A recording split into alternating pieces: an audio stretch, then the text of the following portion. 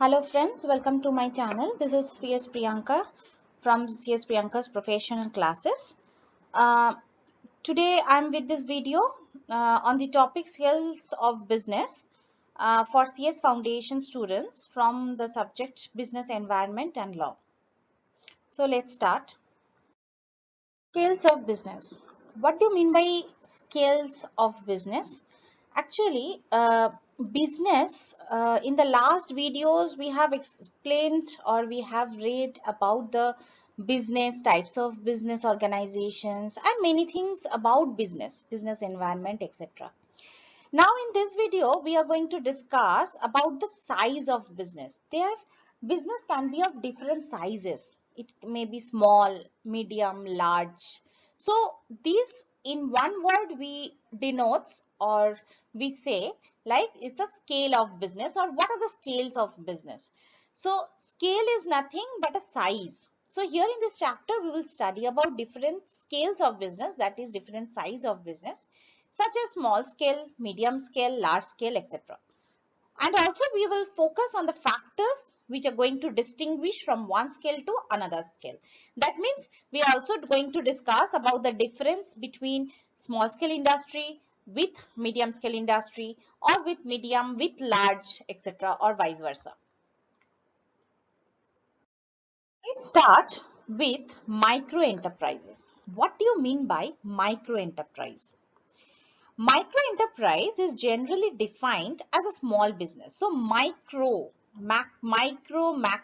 So micro is, we called it like a small. So micro, other term of micro is a small. So micro business and small business is same. So micro enterprise is defined as a small business which employing 9 people or fewer and having a balance sheet or turnover less than a certain amount. Then only such type of enterprises will be treated as micro enterprise or small business. Next is a micro enterprise is a small business which sells goods or services to a local area or a local market. So this micro or small businesses actually deals with, obviously business means we know ki buying and selling of goods and services, but they do this business especially in the local area or local market. Next is typically a micro enterprise starts with some form of funding. We called it microcredit or microfinance. So it's also a very small, they start their business with a very minimum amount that we called it a small capital. So we called it as a microcredit or microfinance. In fact, the government encourage micro enterprises, especially in a low income areas, because their income is also low, their capital is also very less than others. It helps the business and economy grow. Example, think the local tailor shop in your area. That is also a type of micro enterprise or a small enterprise. Now, if you're asked, what do you mean by small scale enterprises? Then what you will explain. Small scale enterprises are that type of industries or those industries which type of industries actually involves in manufacturing or they provide services or they involves in production. Okay, they done all these things on a very small scale or micro scale. That means what? At a very minimum and a small scale or micro scale, they do the production, manufacturing, as well as they provide service, they sell goods, whatever they do at a very small and minimum scale. That's why they are small scale enterprises. Small scale industries also plays a very important role in social and economic development of India, because you know in my area, if no shops opens or if there is no shops, then you will understand ki how much problem we face, like a small tailor shop or a stationery shop or a wholesale egg shop or any Xerox or printing shop or any type of small shop which is very required for our daily for buying daily necessities. Okay, so obviously they plays an important role in social and economic development of India. These industries do a one-time investment in machinery, plant industries, which could be on ownership basis, hire purchase or lease basis. Essentially, small-scale industries comprised of small enterprises, and these small scale enterprises used to manufacture goods as well as services with the help of relatively smaller machine and few works and employees. They are having not much employees. They are having maximum 2-3 employees in their shops or in their industries. Okay, and minimum investment they do in machineries and all. And with that investment in machineries, they manufacture goods, they provide services, all these things, and which thing, okay, we are benefited in our social life. So though they are very small scale, they means they do the production and manufacture everything in a very small scale, their employees are less, their machines are less, still they plays a very crucial role in our regular life. Some of the examples of small scale industries like bakeries, candles, school stationery, Xerox, printing, etc. Guys, this is not possible for us to go every time to a mall or go to a big shop or like that. So we need this standalone small shop in our area, local market, to buy our necessities. So these bakeries, some mother wants to buy some cakes for her kids, so where should I go? I should go to my local market bakeries, so I can buy the cookies, cakes, muffins, etc., etc. from there for the tiffin. Candles, it's emergency situation. If you are having, means, no electricity, no power in your house, so candles required for any religious purpose also. School stationaries, immediately you need something, so obviously it's not possible for a means to go immediately to a big shop or a mall like that. So obviously we need one stationery shop in our market or in our locality, so that immediately we can buy from there. Xerox, printing, which is very urgent in our life and in our daily life. So these are the examples of small scale businesses. Basically, the enterprise must fall under some guidelines, okay, which is set by the government of India. At the time being, such limits are as follows. So there is some limit for the small scale enterprise. For manufacturing unit for goods, investment in plant and machinery must be between 25 lakh and 5 crore. So there, these small scale industries, investment in plant and machinery should be between 25 lakh to 5 crore. And for those who provide service, for them, investment in machinery between 10 lakh to 2 crore. So these are the limitation fixed by the government of India for the small scale enterprise. Come to, what do you mean by medium enterprises? We have read just now about the small. This is medium enterprise is just little bigger than small scale industries or small scale enterprises.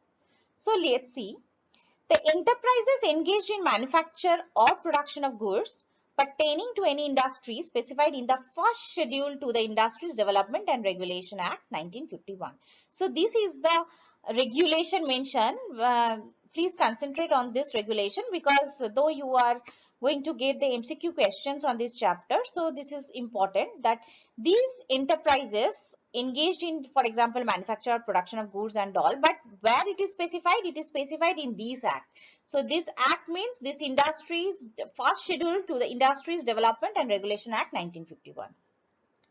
Next is medium enterprise, where the investment in plant and machinery is more than 5 crore rupees but does not exceed 10 crore rupees.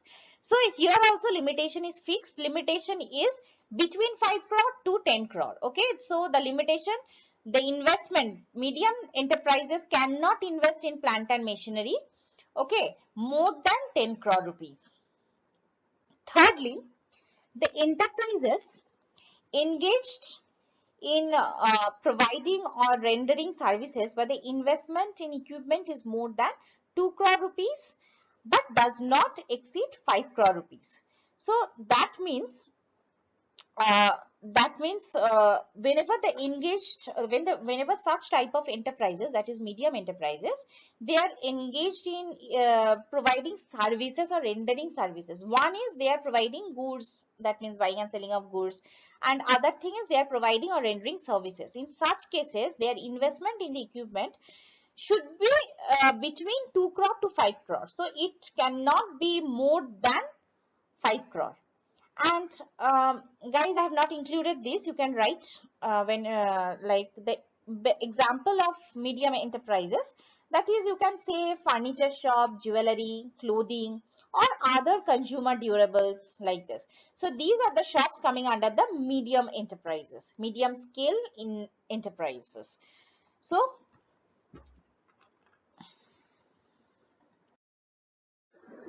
now next is MSME industry. What do you mean by this term, that is MSME? The full form of MSME stands for micro, M for micro, S for small, M for medium, E for enterprises.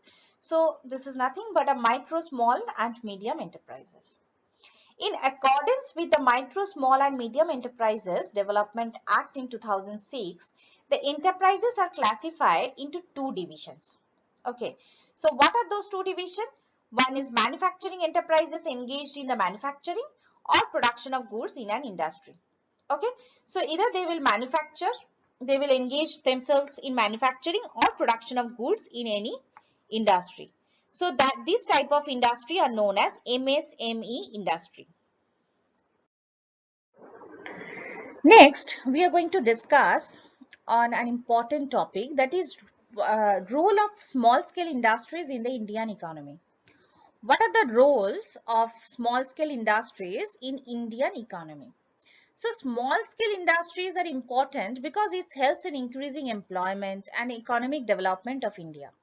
Role of small and medium scale enterprises are to help the government in increasing infrastructure and manufacturing industries, reducing issues like pollution, slums, poverty, and many development acts. So, uh, small scale industries are having a crucial role in our society, you know. So small and medium scale enterprises actually helps government in many ways. They increase the infrastructures as well as in manufacturing industries, because they involve themselves in manufacturing and production of goods and render services. They also helps to reduce the issues, some issues like pollution, slums, poverty, many development. They also helps in very many development acts. Now, what are the reasons behind this, that why this type of industries are contributing a lot to progress of Indian economy? Just now we read, yes, they contributes a lot, they plays a crucial role in our Indian economy, but why? What is the reason behind that? So you are going to discuss some of the highlighted things why they contribute a lot to the progress of Indian economy. First is production. They contributes almost 40% of the gross industrial value added in the Indian economy. That's why they plays a very crucial role in the Indian economy. In this way, they help the government. So because in production, they contributes almost 40% of the gross industrial value added in Indian economy. Next is in case of employment, small scale industry sector creates large employment opportunities for Indian population. And next only to agriculture. It has been estimated that 1 lakh rupees of investment in fixed asset in the small scale sector generates employment for 4%. So this is also a type of development Indian economy, because it creates a large employment opportunities, and especially those who are involved in the agricultural sector. Estimate they already means their investment 1 lakh rupees investment in fixed asset also in a small scale sector, obviously means they gives the employment for at least 4% who can work in such small scale sector. So in this way they helps. Third, export. In case of export also, small scale industrial sectors contributes at least to 45% to 50% of the Indian exports. Direct export from the SSI sector account for nearly 35 of total export, and it is estimated that small scale industrial units contribute around 15% to export indirectly. So total they actually they contribute 35, but it estimated SSI actually indirectly also they contribute 15% relating to exports. This is opportunity. So in the small scale sector, we already said that though their capital is very less and focused and concentrated, and they plays a very crucial role in our social life. So their opportunities are enormous due to certain factors. I have included some of the factors like less capital intensive, extensive promotion, because they get lot of supports from the government side. Their projects profiles are very clear, funding, micro, machinery procurement also is there, means they invest in very minimum machines and plant and machinery. Their employees are also very less, still they also create employment opportunities, and also plays a very crucial role in our social life. Raw material procurement, manpower training, technical managerial skills, tooling, testing support. In these areas like export promotion, growth in demand in domestic market size due to overall economic growth, these are the area where their opportunities are more, inner mass. These are the factors. Due to these factors, their opportunities are more. So the small scale industries um, can increase their opportunities in these following areas or factors, you can say. Next is increasing export potential for Indian products. And this small scale industrial sector has performed exceedingly well and enabled the country to achieve a wide measure of industrial growth and diversification, especially in these three areas, that is fashion, information and design. So this they are having this potential for the Indian products. So some this SSI, they make these Indian products and they export outside India. Okay, our country to achieve some wide measure, or in these technology, they are very good, and they are very potential to perform well in these technology, that is one is fashion or else information or else design, and in this way they are widening their industrial growth as well as diversification. Next is welfare. These industries are very important for welfare reason. People of small means can organize these industries because will be very less capital is involved. No certain fixed capital contribution limitation is fixed in the act. So this in turn increases their income level and quality of life. As such, this can help in reducing poverty in the country also, because though this is very much important for the welfare reason, because social welfare is very plays a very crucial role in our social life. That's why these are very small, their capital is small, still their quality, they are spending their quality life, as well as they can increase their regular income as well by using this technology. Next come to large scale enterprises. What do you mean by large scale enterprises? We already read micro, small, medium, and now come to large. A business can range from a single proprietor enterprise to a large corporation which employs thousands of workers across multiple countries. So this is a highlighted portion, that is thousands of workers across multiple countries. That means you have opened your corporate office, head office in across multiple countries, and there uh, means more than 1,000 people are working. That is also you are determining your company is a large enterprise on the basis of scale, because size matters. So based on the scale of business, organizations are classified as micro enterprise, small enterprises, large scale enterprises, public enterprises, as well as multinational corporation. So in this article, we will take a quick peek at large scale industries. For example, industries which require, first of all, large, it is a big one. So what are the points you have to remember? First is requires huge infrastructure, though it is a large scale enterprise. Second, obviously you need manpower. So manpower should be more with an influx of capital asset or large scale industries. And obviously here the investment or in means large scale industries are the ones with a fixed asset. They should have the investment in the asset of more than 100 million rupees or rupees 10 crore. So these are the limitations, or you can say these are the fixed provisions. By seeing the scale, the limits, you will come to know whether this enterprise is a large, medium or micro. Okay, so what you have to remember, that it is a huge infrastructure is there, manpower is more than 1,000 people are working, and the workers, I mean employs thousands of workers across multiple countries. Along with that, investment in fixed asset more than 100 million rupees or 10 crore. That's what is known as large scale enterprise. What do you mean by public enterprises? Industries which requires huge infrastructure, manpower with an influx of capital assets are large scale industries. In India, large scale industries are one with a fixed asset of more than 100 million rupees or 10 crore. Now, the term public enterprise denotes a form of business organization owned and managed by state government or any other public authority. So now we come to know what do you mean by large scale industries. Now large scale industries, whenever such industry is owned and managed by state government or any other public authority, immediately it becomes public enterprise. So it is an undertaking owned and controlled by the local or state or central government. The whole or most of the investment is done by the or made by the government in case of public enterprises. Now we are going to discuss the features of public enterprises.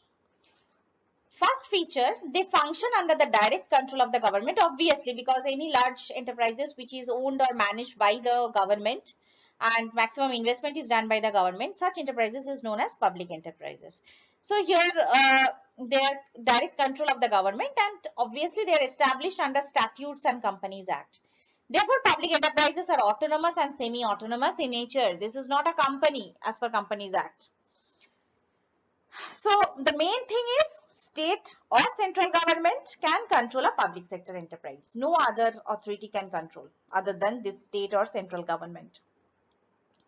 Third, primarily the objective of establishing a public enterprise is to serve to the public. Obviously, from the name itself it is clear that such enterprises serve to public. And what they serve, they can supply essential goods or services at a very reasonable price and also create employment opportunities. So this is the third feature.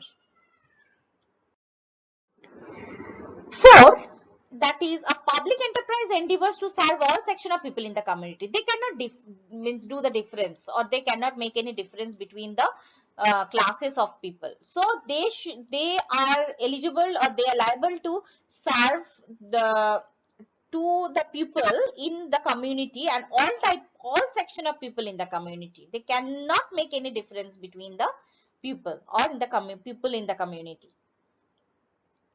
Fifth point, some of the sectors are there, like private organizations do not have permission to operate.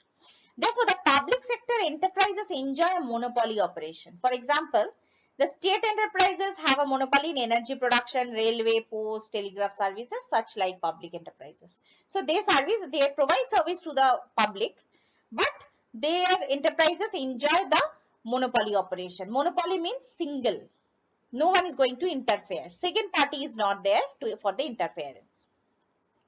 Next point.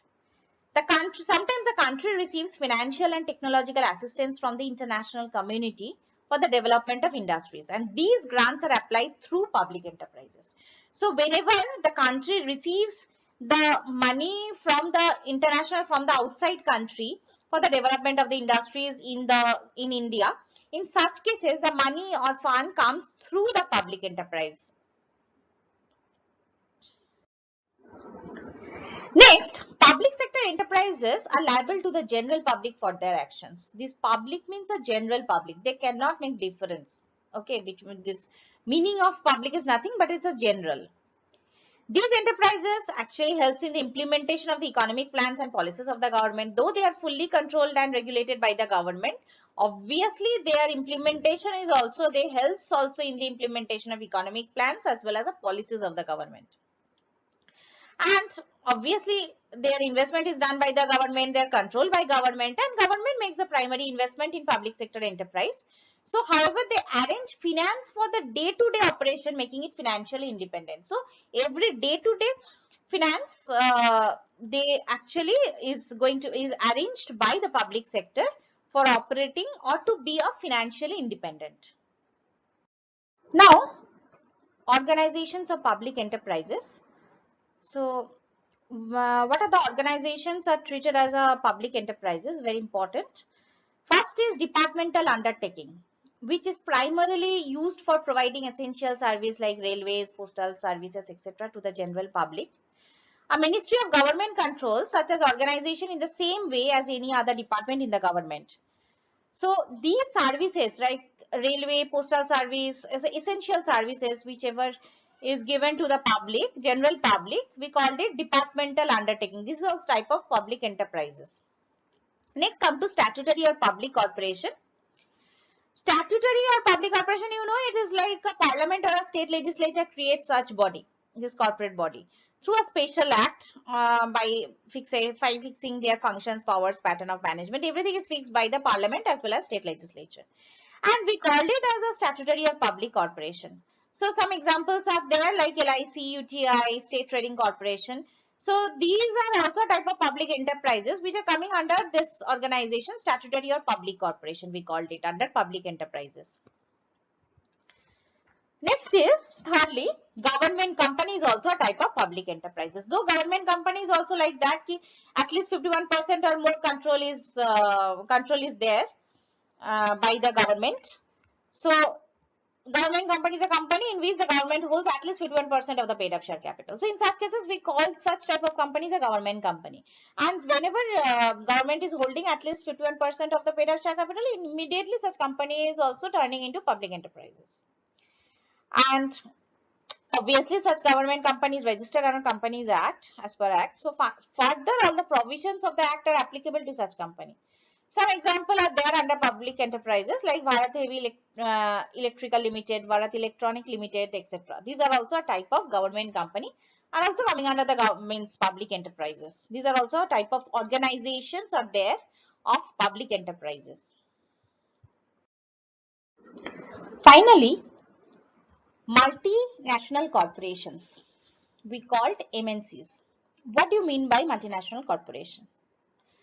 MNC is usually a large corporation which is incorporated in one country, which produces or sell goods or services in various countries. And the two main characteristics of MNCs are their large size and the fact that their worldwide activities are centrally controlled by the parent companies. So this type of MNCs, we called it like they usually incorporate in one country. It may be India, it may be outside India. Okay, but they do their business, okay, across the countries. And obviously they are large in size as well as they are totally controlled by the parent company. Now that depends where the parent company is situated, whether it's India or it's outside India, anywhere. So such companies are known as multinational companies. So what are the features of a multinational company? First is high turnover and many assets. Obviously it's a large in size, so turnover is also more as well as asset is also more. And though they are they means act globally, they act as they operate on a global scale, so across all the countries they operate. So obviously they are having huge asset at turnover. Second feature is control.